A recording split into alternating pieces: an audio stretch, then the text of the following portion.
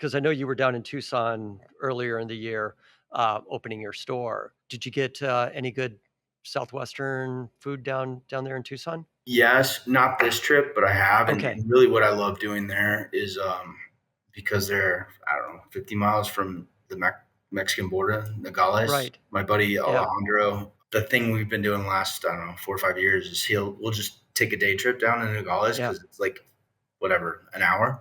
And then he'll Right. take me to these crazy rad lunch spots and we'll just go down for lunch and it's the best. Yeah. And that was just, so I haven't done that in a minute. And there's some great spots. Like I'll quickly tell you one story. This new cook that I was working with and training with last week, Iran, he spent some time in Nogales. And so we were talking about it. I was telling him about the spots that I would go to. He's like, oh man, have you been to Dog Taco?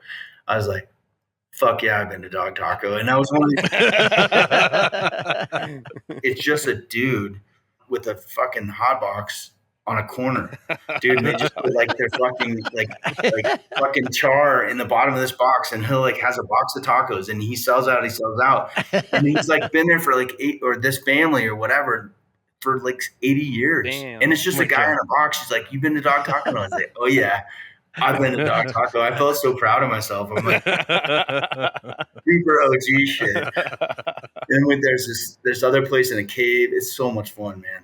I just love it. I see a road trip in my future. Dude, it's super fun. I think a culinary summit, Ignite Culinary Summit. It's so cool, man. I just love it down there. I think it's really neat.